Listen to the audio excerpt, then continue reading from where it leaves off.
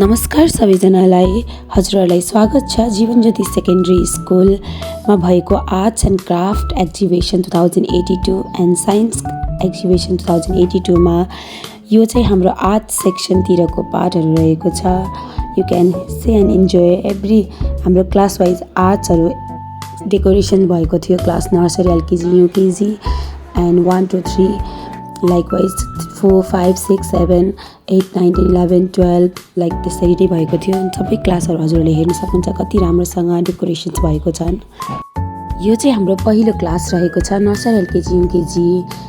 यहाँ चाहिँ हजुरहरूले देख्न सक्नुहुन्छ कति धेरै आइटमहरू छन्। हजुरले जे खोजे त्यही आइटमहरू छन्। यो सेक्सन चाहिँ हाम्रो फलफुल र भेजिटेबल्सहरू र फ्रुट्सहरूको रहेको छ। हेर्न सक्नुहुन्छ हजुरहरूले सबै किसिमका त्यहाँ फलफुलहरू, भेजिटेबल्सहरूदेखि लिएर सबै कुराहरू पाउन सक्नुहुन्छ। अनि यो चाहिँ हाम्रो गाबोर होमस्टेबाट इन्सपायर भएर टिचरहरूले हाम्रो जीवन ज्योति होमस्टे बनाइदिनु भएको छ। अनि त्यसपछि त्यो चाहिँ हाम्रो स्कुलको क्यान्टिन रहेको छ। अनि त्यहाँ चाहिँ 13वटा बससम्म रहेको छन् अलङ विथ कारहरू होइन। अनि त्यसपछि त्यो घरहरू छ जुन चाहिँ बच्चाहरूले नै बनाउनु भएको थियो, उहाँलाई सजाइदिनु भएको छ। अनि यो चाहिँ मेन पार्ट, हामीले मन्दिर आइटमहरू, सामग्रीहरू सबै कुराहरू त्यहाँ पाउन सक्छौँ। हजुरहरूले हेर्न सक्नुहुन्छ कति राम्रो राम्रो आइटमको कति राम्रो फिनिसिङहरू छ। अनि यो चाहिँ हाम्रो लुगाको पार्टहरू रहेको छ। हाम्रो एकदमै राम्रो एकदमै रियलिस्टिक टाइपको लुगाहरू बनाउनु भएको छ, जहाँ चाहिँ सेल लागेको थियो।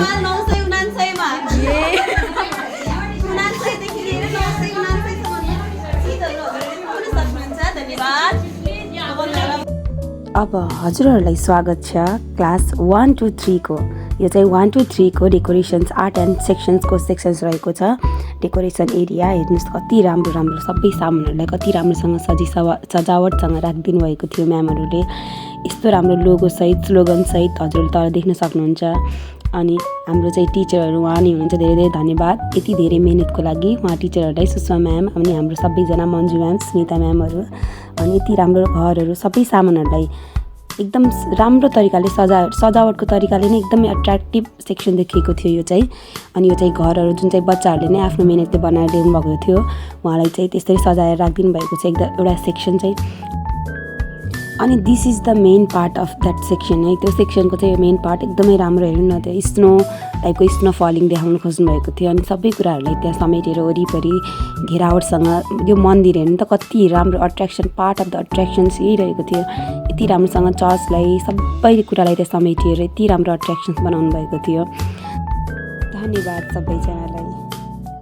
अब हजुरहरूलाई स्वागत छ क्लास 4 को आर्ट एन्ड क्राफ्ट सेक्सन एरियामा। हेर्न सक्नुहुन्छ त्यहाँ है कति राम्रो राम्रो सामानहरू छ। अनि मुस्कानसहित हाम्रो रन्जु म्यामको यति राम्रो राम्रो बच्चाहरूले नै बनाएको सामान हो, तर त्यसलाई सजाएर राखिदिनु भएको। अनि त्यहाँ चाहिँ म्याथ सेक्सन थियो होइन। म्याथ सेक्सनमा चाहिँ हाम्रो हरेक प्रकारका म्याथ्सका कुराहरू देखेर म्याथ्स पार्क नै बनाइएको थियो कन्सेप्ट वाइज होइन। अनि यति राम्रो बच्चाहरूलाई हामीले दिएको कुराहरूलाई उहाँहरूको पर्फेक्सन अनुसार हामीले उहाँले ल्याएको सामानहरूलाई सजाइदिएका थियौँ। अनि हामी टिचरहरू चाहिँ हाम्रो चाहिँ एकदमै खुसी थियौँ त्यो सामानहरूलाई सजाउन पाउँदाखेरि। हाम्रो यो चाहिँ मादलहरूको एरिया जहाँ चाहिँ हाम्रो सांस्कृतिक सम्पदाहरू पनि जोडिएको थियो यसमा। हेर्न सक्नुहुन्छ बच्चाहरूले नै बनाएको सामान हो है, तर त्यसलाई चाहिँ छुट्टै यो एक एरिया कन्सेप्ट वाइज एरिया दिनुभएको छ। हाम्रो टिचरहरूलाई धेरै धेरै धन्यवाद यति राम्रो कन्सेप्ट वाइज सजाइदिनु भएको यो सेक्सनलाई।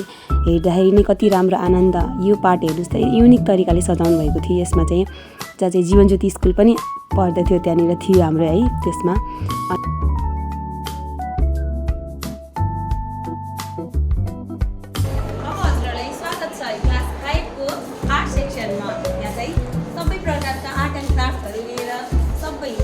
घरेलुदेखि लिएर सबै सामग्रीहरू, घरदेखि लिएर मन्दिरदेखि लिएर सांस्कृतिक सम्पदाहरूदेखि लिएर सबै कुराहरू एकदमै आर्टहरू चाहिँ हाम्रो ह्यान्डमेड आर्ट जसले चाहिँ विद्यार्थीहरूले बनाउनु भएको आर्टहरूदेखि लिएर सबै कुराहरू पाउन सक्नुहुन्छ।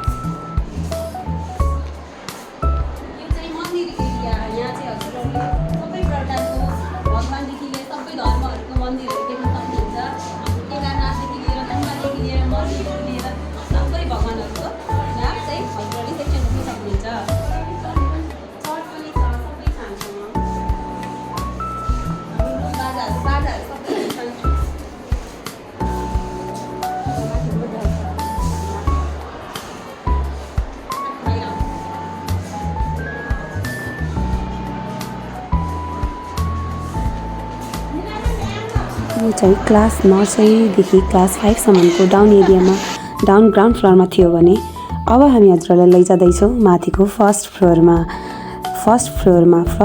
चाहिँ क्लास 6देखि हाम्रो क्लास 12सम्मको डेकोरेसन्स गरिएको थियो अनि त्यो सिडीबाट हामी गयौँ। अनि अब फर्स्ट क्लास रहेको छ हाम्रो सबै बाहिरदेखि लिएर भित्रसम्म सबै एरियाहरू डेकोरेसन्स थियो हाम्रो एकदमै रमाइलो तामझाम यति रमाइलो थियो। अनि यो चाहिँ क्लास 6कोमा हजुरहरूले देख्न सक्नुहुन्छ यहाँ पनि कति युनिक डेकोरेसन्सहरू छ हेर्नुहोस्। अनि हाम्रो क्लास 6मा रहनुभएको सेवन्ता म्यामसँगको अनि उहाँहरूको आइडियाहरूद्वारा चाहिँ यो सामानहरूलाई सजाइएको थियो।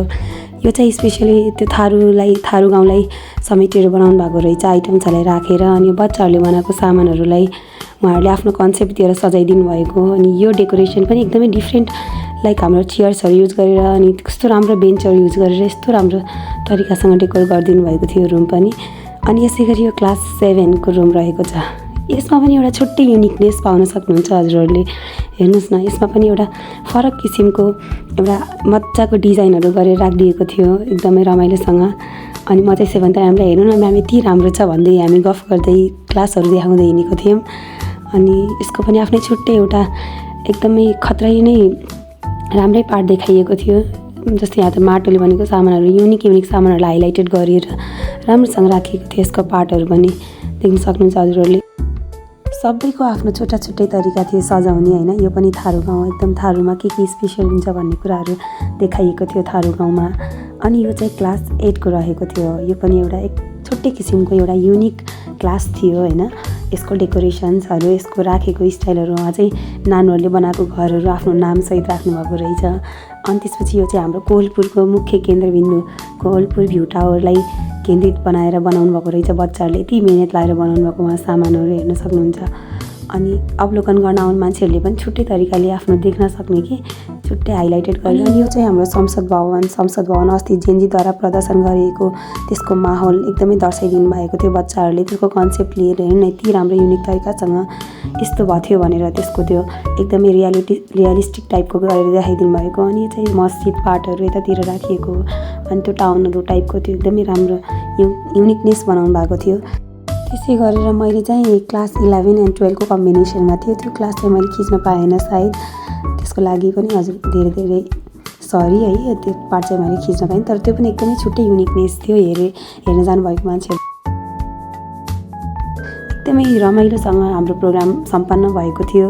हेर्न आउन अवलोकन गर्न आउने आफ्नो प्रतिक्रिया दिनुभएको सम्पूर्णमा धेरै धन्यवाद। अनि लाइक सब्सक्राइब र सेयर गर्न नबिर्सिनु होला मेरो च्यानल। हजुरहरूको साथले सपोर्टले नै यति धेरै गर्न सकिएको धेरै धन्यवाद। लाइक सब्सक्राइब र कमेन्ट चाहिँ गरेर छोडिदिनु होला धन्यवाद। अब फेरि भेट्नेछौँ नयाँ ब्लगमा। Thank you so much.